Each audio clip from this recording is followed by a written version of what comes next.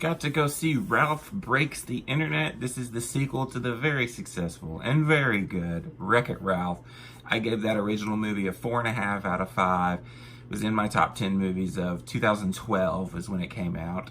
And I really liked it. I liked the whole video game influence, but more than most things, I liked Ralph and Vanellope, played by John C. Reilly and Sarah Silverman. They're both really, really funny, and the movie had just the right amount of balance of heart and fun, and I enjoyed it. Now this one picks up, I think they said like 6 months. I don't know. I might be misquoting the time there, but I think it was like it's a few months after the last game.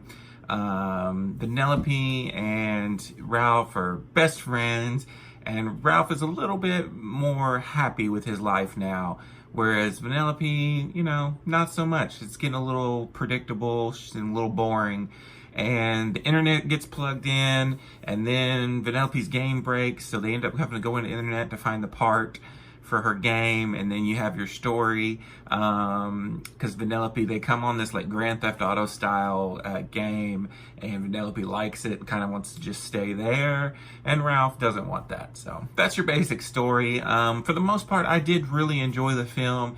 It has a ton of funny parts. There's more relationship building between Vanellope and Ralph. This time they don't focus as much on like arcade games. This time they go more like online stuff. Things that younger kids or kids of this generation will probably like more than the old school people who liked Wreck-It Ralph for the arcade game stuff. But there's enough there that I did really enjoy it. There's some interesting new characters. One is played by Gal Gadot, Wonder Woman herself, named Shank. She's kind of like the main character in the Grand Theft Auto kind of game. She's pretty good. The one that I didn't like very much was this girl named Yes, played by Taraji B. Henson. She's over the top. She's kind of like in charge of like a Twitter, Instagram kind of thing, and she's all about getting likes for viral videos. Didn't really like her character very much. And I will say in the middle of the movie, it kind of meanders a bit. It does take a while to get there at the beginning too.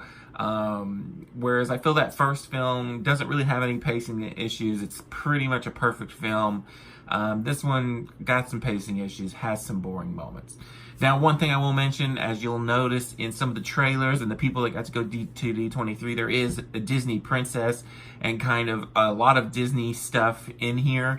But the way they do it is pretty good. I'm not going to go into spoilers or anything, but they don't go over the top with it or anything. And the Disney princess stuff is by far the best part of this movie. They're hilarious, and they have so many quick one-liners. A lot of them are voiced by the original people. They have the songs and music playing when they're talking. They have their little sidekicks, and then it's really good. And they use them the right amount for this movie. But it really made me want like a Disney princess team-up movie where we could get all these Disney princesses together in a Disney animated movie would be fine. Because those were by far the best moments of this movie. There's a little bit of Star Wars, a little bit of comic book stuff, and you got other Disney franchises in here that I noticed, but that princess stuff was the best. So, like I said, it's pretty good. If you love the first Wreck-It Ralph, you're going to like this one. It's already making a bukus of money. Go check it out. It's fun, family fun, and it's a good time. I did really enjoy it, so I'm going to give Ralph Breaks the Internet a 4 out of 5.